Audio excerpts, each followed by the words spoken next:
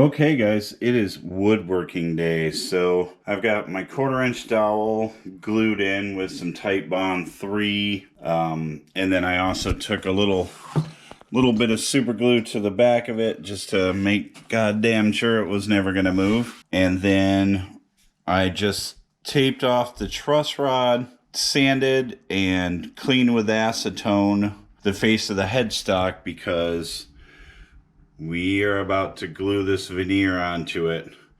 You're not going to see that part. You will see this part, I believe, is what I'm going to go ahead and put on it. Or is it the other side that I liked better?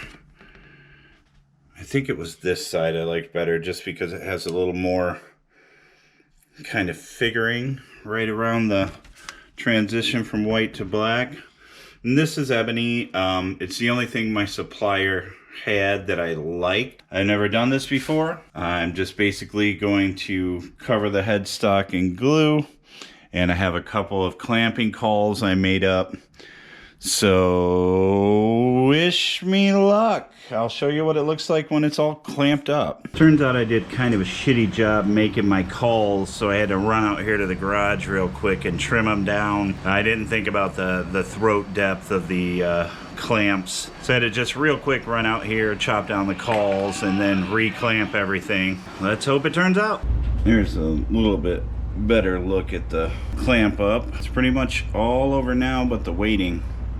I mean, we could look at this as soon as 30 minutes, but it's ready to work with in 4 hours, so I'm just gonna leave it clamped up for at least 4 hours. I mean, it's not perfect, but it's pretty damn good. I like it. I think it's gonna be cool once it's all sanded up and totally smoothed out.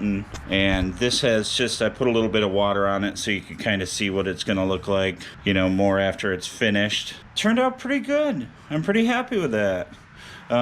There is one spot right here where I'm gonna have to patch in a tiny little bit, but overall it came out good. Let me tell you what, excavating the truss rod was terrifying because I'm trying to do this with like a single edge razor blade, like a scalpel or something would have been much better. But I don't know, man. Overall, I'm pretty happy with it. Also got that little dowel rod trimmed down, so now those holes are all finished.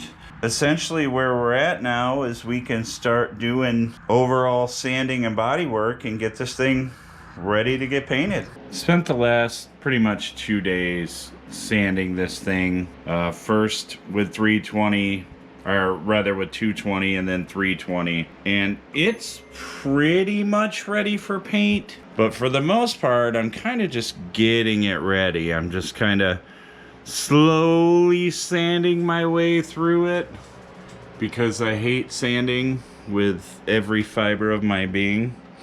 And sanding with the binding already on the guitar is a major pain in the butt because you just keep getting the mahogany dust gets in every little scratch that's in the binding. But I just wanted to get as far ahead as I could. I can't finish the body until I make a cover plate for the rear, so I'm gonna have to order some pick guard material. But yeah, I just sanded this all down and then wiped it all down with rubbing alcohol to get all the sanding dust off of it so I can go through and inspect it. And you can see, like, I need to do a little better right there and right there, maybe right there. Just really helps to kind of sand in stages. Get going, get sanding, and take your time and be patient. Okay, so we're gonna make a back plate template for this because I want to move along and I haven't been able to order the material for it yet. So I'm going to just go ahead and make a template. The best way I've found to do this is just applying tape. Make sure you stretch it kind of firmly. Take something and run it around the edge so you have like a visual cue. And then the other thing, I should probably flip this around because the tape lays over itself this way. So you kind of want to start over here. And all I'm doing is taking this razor blade and I'm just running it right along the edge and basically making a a tape template of what the control cavity will be. This is easier with like an X-Acto knife or something, but this is what we got, so this is what we're working with. Alright, so that should do it. And now we have a control cavity template. Check this action out, guys. I got lucky. I found some pickguard material that I had out in the garage. So what I've done is the super glue trick to mount my template to this. Now I'm going to cut it out on the bandsaw and then run the template around on the router. And we should have a back plate. You might be asking how I knew where to drill these holes. I will show you that. Okay, so if you were asking yourself, how the hell did he know where to drill those holes? Well, all I did was put tape around the edges that was aligned with exactly where I wanted the holes to be drilled. And then I marked that on my template and drilled it. And just like that, booyah! Okay, we have got her fit by scraping the edge with a razor blade, and she is tight. So anything else I'm going to do is just going to be with sandpaper, and I'm definitely going to knock it down a little bit more because after we paint, this thing will not fit anymore the way that it is. It fits exactly perfect right now. Okay, now that we're done with that, we need to make a truss rod cover for this thing. But where am I going to get a template for that? I'm not really sure where I might find a Heritage truss rod cover. There is mine versus a Heritage stock truss rod cover. Well, this thing's all taped off. Must be time to paint. I got about 4 coats on there, and I didn't feel comfortable painting anymore because it's getting cold. It was above 60 earlier, so pretty much perfect painting time. So yeah, this is about 4 coats. There's a little ghosting up there where the all the drilling happened. So I may do 4 more coats. I may not. I don't know. I guess we're gonna find out. I'm gonna let this dry up for a couple days, sand it, and see if I'm gonna do another 4 coats. Okay, you guys, this thing is painted and I have scraped the binding, which sucks. I hate scraping the binding. There is still a little bit of ghosting, not enough to make me worry about it, especially when this hasn't been clear coated yet. Love it. The color is so nice. I think it's going to look really great with that headstock overlay. But yeah, right now I have just got her all painted. This is about 8 coats. I would have stopped at 4 if it wasn't for the extra drilling and the ghosting over there.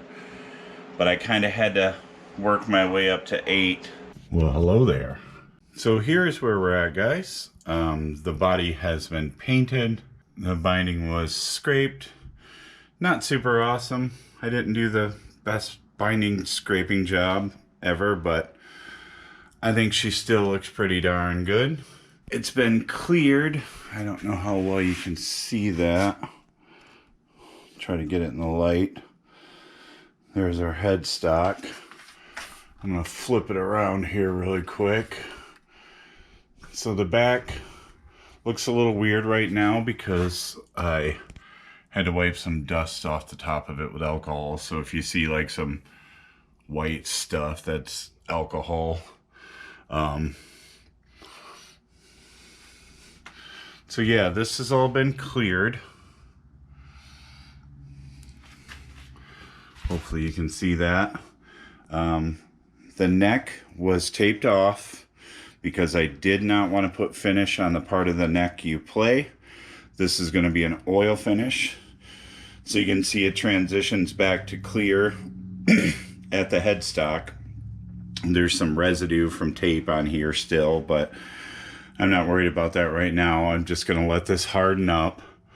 This has a lot of clear on it, and it may end up needing more because this wood was so old and perfectly dry that it was just sucking in that clear coat like crazy.